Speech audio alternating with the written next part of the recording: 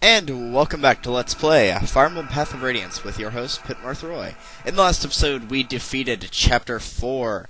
Got a javelin out of it. That was pretty awesome. And in this episode, we're going to tackle Chapter 5, Flight. So we're back at the Mercenary Fort. And apparently that lady that we rescued is now awake, so we need to go talk to her and see what in the world she was doing alone by herself. Probably a prisoner of some sorts.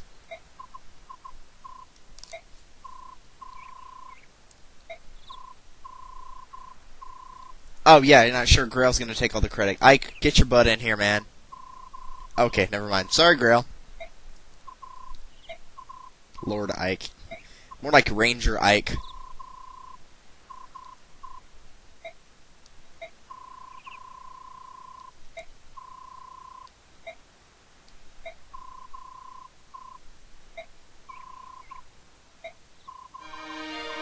Say what now? I don't think so. Nuh-uh. The daughter of the king? You mean princess? I seriously doubt that. Yeah, the king doesn't even have any children? Okay, yeah.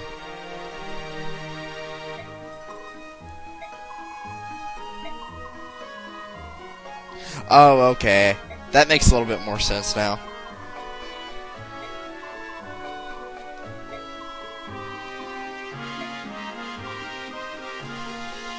Okay, so the king and queen are dead. As for the uncle, apparently they're still battling. And she wants to go to flee in Gallia, where King Canigus will grant sanctuary to her.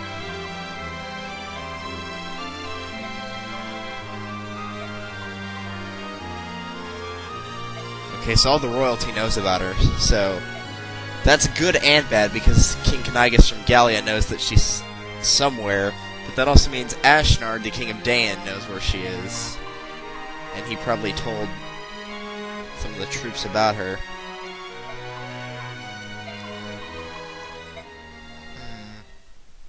Quite an interesting predicament. Ho ho ho.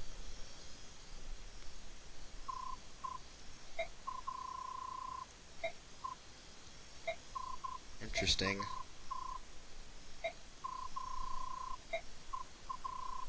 Yeah, apparently Titania was Crimean Royal Knight at one point, but she left.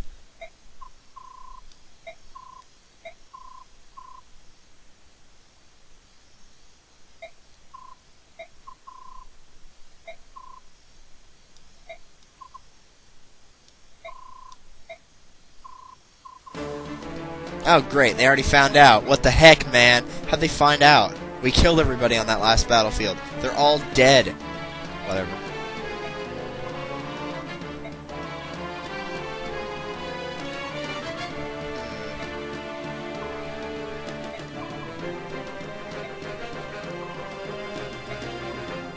So, apparently she is the princess.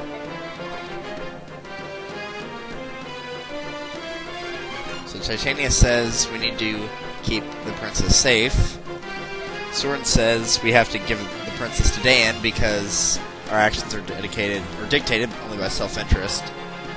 They'll win the war after all, nothing else serves us better. So yeah, we need Daein in our debt. Shannon agrees with Soren. And Gatry agrees with Titania because, you know, he loves the ladies. Actually, he doesn't really care. Oscar agrees with Titania. Boyd agrees.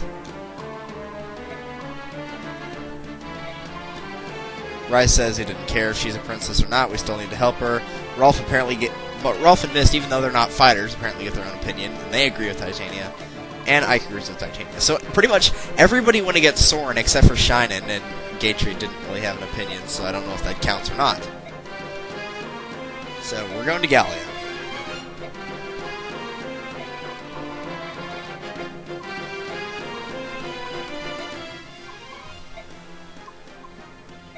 Nothing?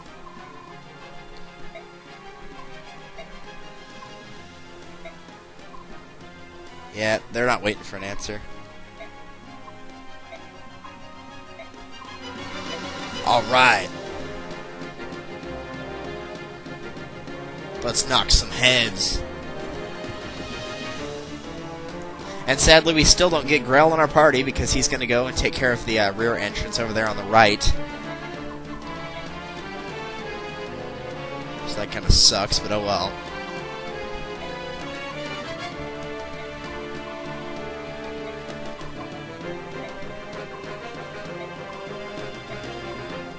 Okay, so apparently they want to keep the princess alive, at least now.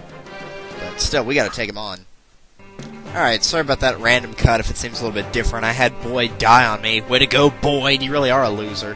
So I'm redoing the actual fight scene. I kept in all the cutscenes because I didn't want to have to go through 12 minutes of explanation there. But you will have to use all the units, and you can reposition them however you want. You can't move Ike because he's on the defense square. But for basic setup, I always put Shinen in one of these two back areas. I'm going to actually put him right here. And you've got two places to guard. You got the front area and the side area. And the front areas, you can tell, has much more soldiers. So the side area is probably the one you don't want to have to worry about too much. So I'm going to actually try a different strategy from last time. Gatry and Titania be there because she's got a defensive 11. He's got a defensive 15. Oscar is got a good defense, but not as good as Titania. So we're going to have everybody else concentrate on that. So, well, those two there. We're going to have our two long-range attackers be behind them, or at least one behind Gatry, whatever. Probably Soren, and then I'll have everybody else be over there. So Boyd, Oscar, Rise, and Ike as well. Now, it may seem like you can't move Ike because he's on the defense score. He can move. It's just they always put the leader there. I'm not really sure why. Don't ask. And the conditions are pretty simple. You just have to defend this green square for 6 turns. If you don't defend it, or if Ike dies, that's the only 2 ways you can lose. So let's go ahead and get started here. Does anybody have a hand axe? I kind of want to trade Titania's over, but I'm actually immediately going to trade this before I forget over to Oscar, because he's probably going to want that Steel Lance. You know, as if that computer player will actually want the Steel Lance. Whatever. Nobody look at me, I'm a moron. Okay, now I want to have Gatry here and Titania on the score where the soldier is, so I'm going to get rid of the soldier first and foremost. And though I can't kill him with Gatry, I can weaken him with Gatry, and then kill him with Soren. Ah, I can't kill him with Soren either. What the heck, man?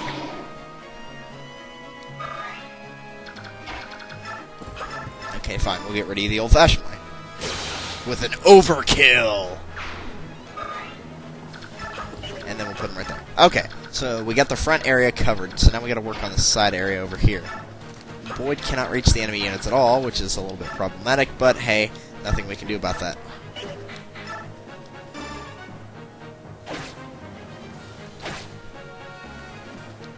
Yeah, on the first turn, it's pretty much a given right off the bat that you're not going to be able to set up your defense exactly how you want it.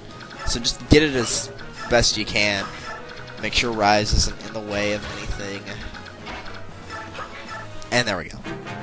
Alright, we got the front area covered, and that's what I wanted to primarily focus on, because the front area, once again, has much more soldiers, and even though the left area gets a little bit of reinforcement, it's not very much, and you'll pretty much kill everything on the left hand within the first 3-4 turns, maybe. Stop going for Oscar, man.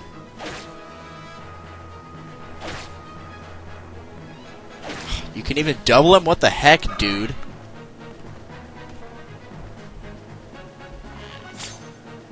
Loser. Of course, he probably couldn't do any damage to Gatry either. I think that just answered my question. I mean, those two guys probably aren't exactly the same in stats, but they're close enough. They're probably same level, same weapon.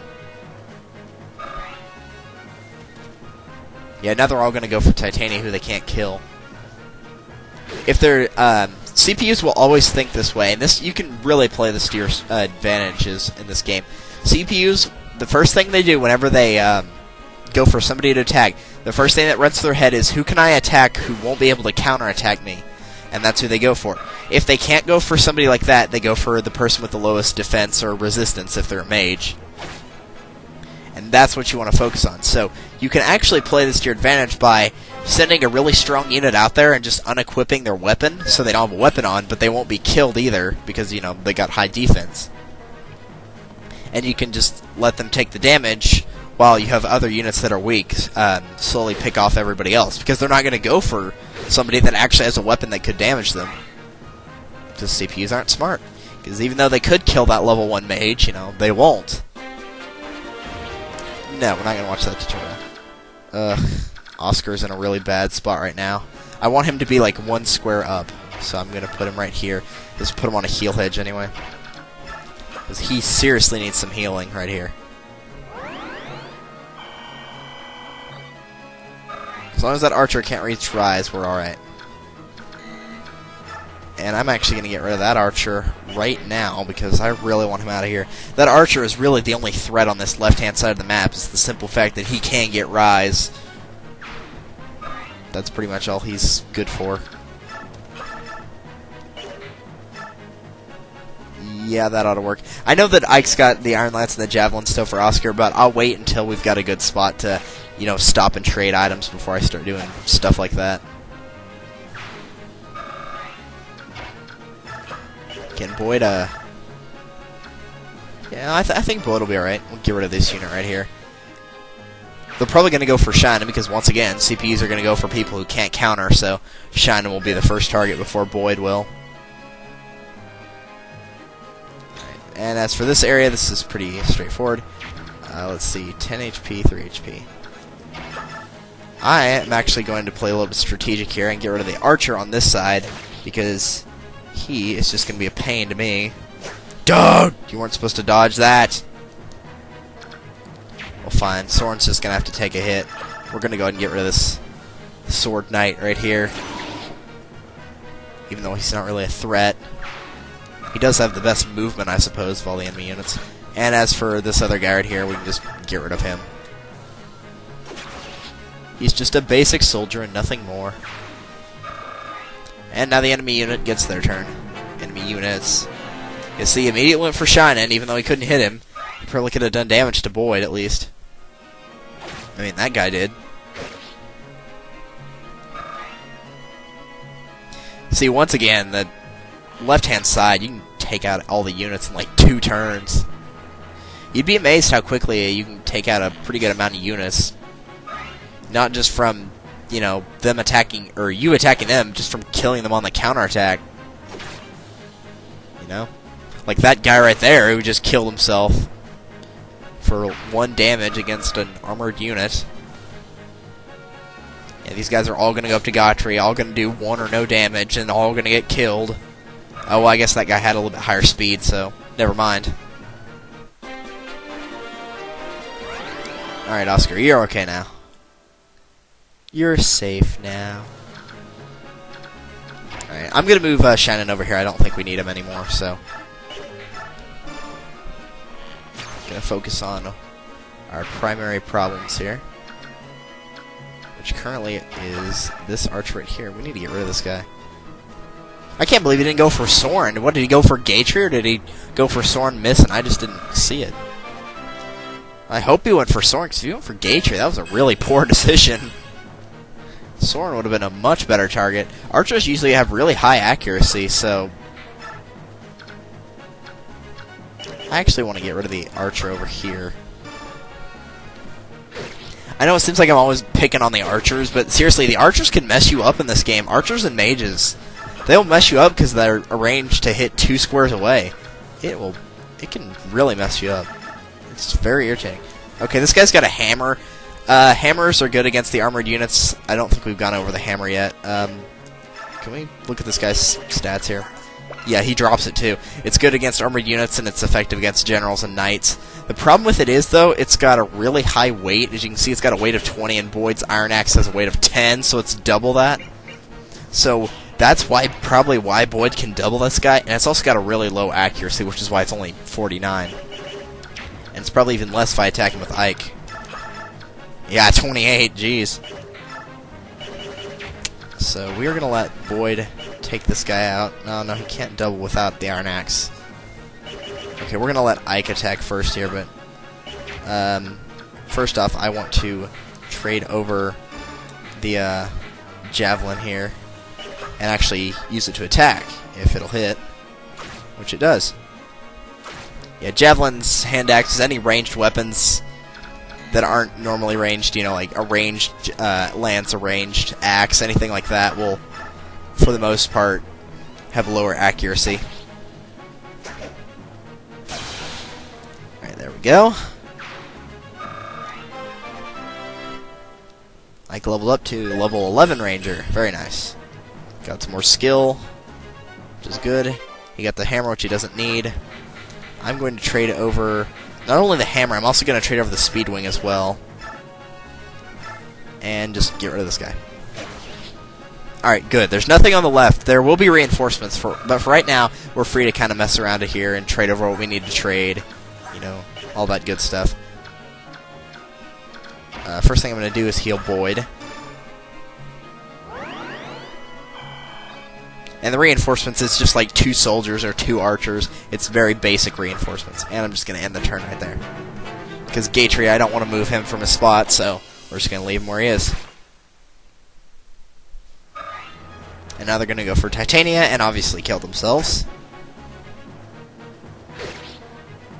Yeah, another reason why you should have units with high defense on this main part is if this was any other unit besides Gatry or Titania, they would be taking a boatload of damage. Strangely enough, though, when I said Boyd actually died, he was still on the left-hand side. He wasn't on the front lines.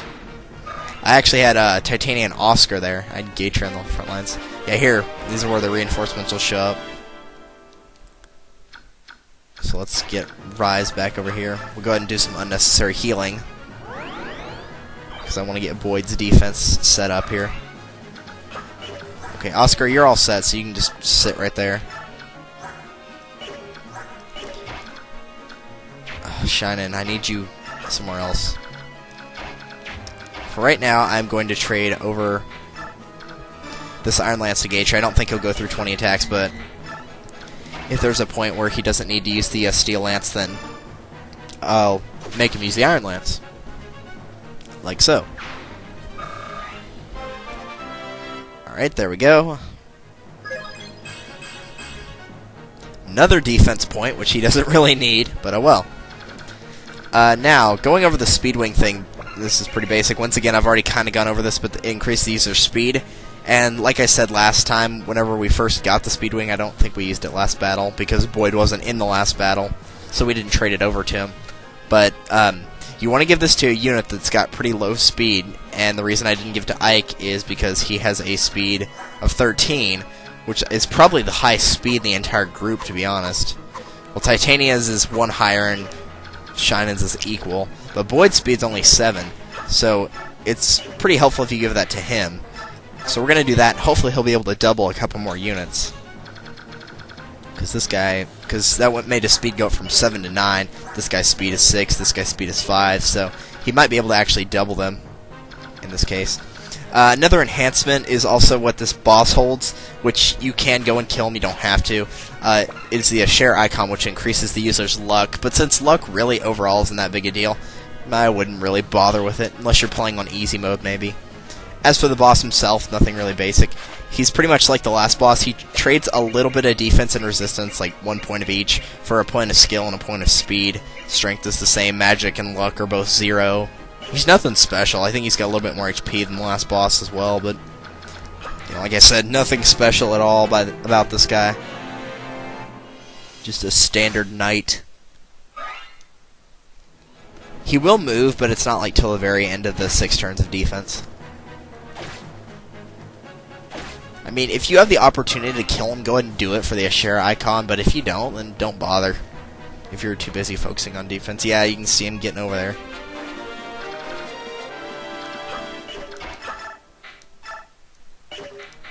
Iron Lance, that'll work. Now, I don't know if I've gone over this or not, but you're probably wondering why the Steel Lance couldn't double that guy, but the Iron Lance could. The reason for that is because you can see that there are weights on here. The Iron Sword has a weight of 7. It's near the end of this list right here. The weight of the Regal Sword has 6. The weight actually depends on how many times you can attack with it as well. So even though the weight of the Iron Lance is just a little bit less than the Steel, it was enough to where he could double him. And since the archer can't reach Rise, we're going to go ahead and heal Boyd again, in case he does reach Boyd, because he's probably going to go for Boyd, or Ike maybe, but he'll probably go for Boyd. And Rise levels up. Got HP, luck, and resistance. I would have liked magic, because, you know, that would have been helpful, but oh well. Yeah, one thing I am going to say right now about the healers, I don't know if I've gone over this or not, but the one unit that probably won't be able to kill healer in one hit, or maybe even both hits, is the mages, because healers get a huge amount of resistance. So a mage would probably only be doing like 3 times 2 to him, maybe. So for some unknown reason, healers are actually really safe against mages, but other than that, you know, they're pretty vulnerable, but mages, there are no problems with those. Alright, so this is the last turn of defense. The last turn actually ends on your opponent's turn, though. We're going to go ahead and clear out the left side here. Since this is the last turn and there will be no other units over here, we're just going to go ahead and get some free XP from this. Because it's sitting right there and we have no reason not to get it. Nothing I can do over there.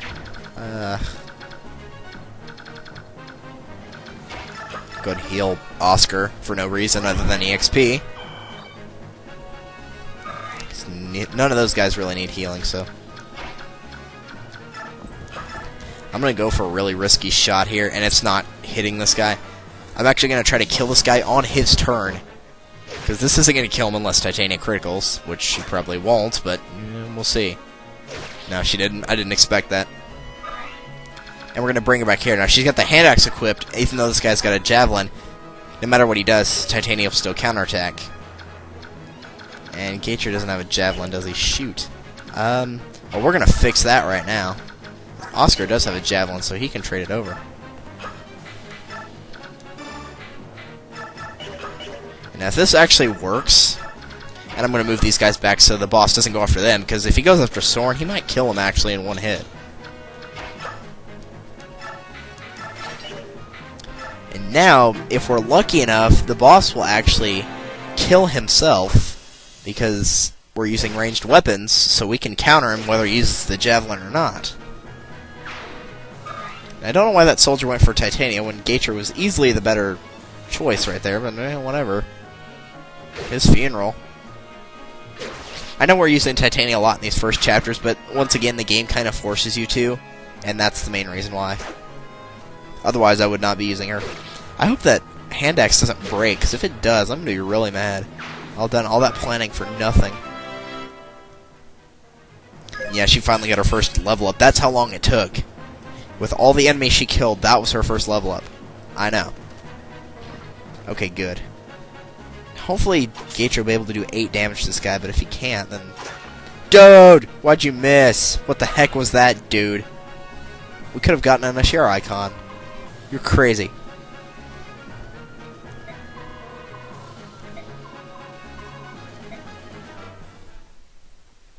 Yeah, the dialogue just comes from a soldier if you kill him. They're like, wow, they actually managed to kill our general. Maybe we should fall back. Something like that. Yeah, they're a little mad now.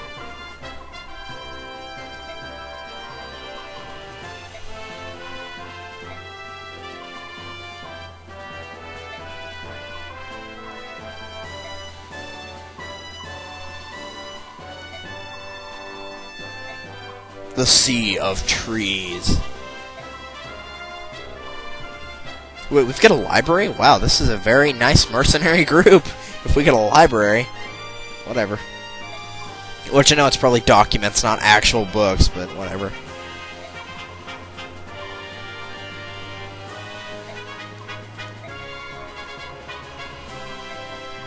Yeah, we're gonna leave Elincia to deal with our little kid sister.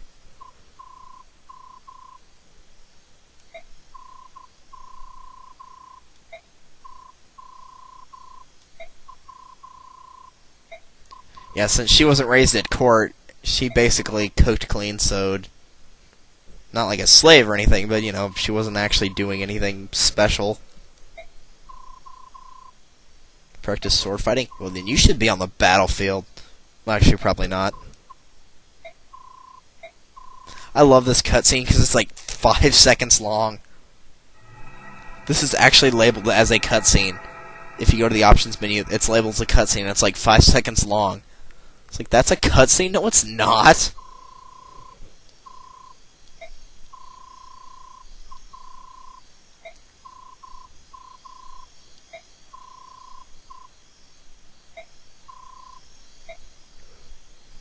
I don't know. That medallion is like really, really important to this game and the sequel both. Love this stupid music. And I got a job following fat people around with a tuba. Never mind.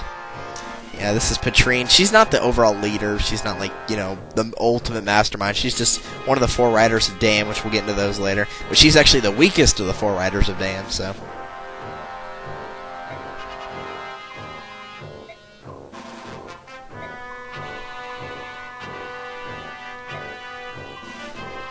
Move it, you!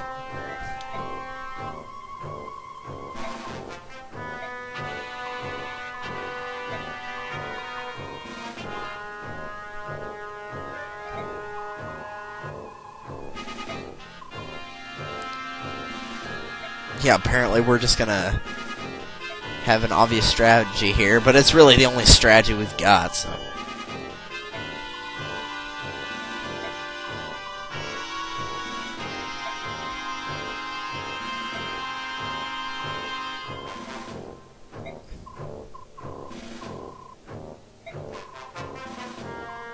Will I ever? Yeah, famous last words, buddy.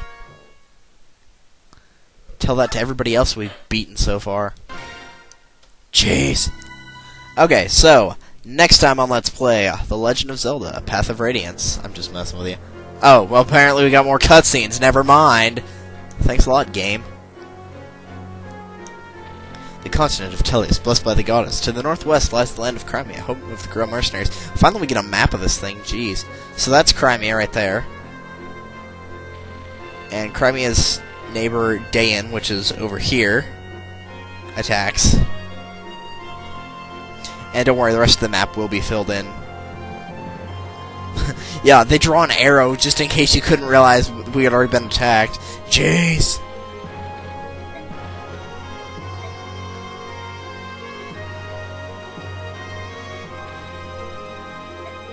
Yeah, we already know about this all, so I'm not really going to bother with it. It's just restating. So we're going to take her to Galia, which is that part down there. To the southwest. Well, more like south. The Griel Mercenary Fort's down, a little bit down and to the left of the capital. It's like down to where the text is and then over to the left, but just before that little part where you have the plateau, sort of. But yeah, the people that live in Galia are... They're known as quite a few things. Their official name is Lagoos. Some people that don't like them call them subhumans. Basically, instead of using swords or lances or axes or magic, anything like that, they transform into animals, and that's how they do damage. Which they're actually really good units. Some of them are, anyway. Some aren't that good, but there's one really good one you get pretty early on, so...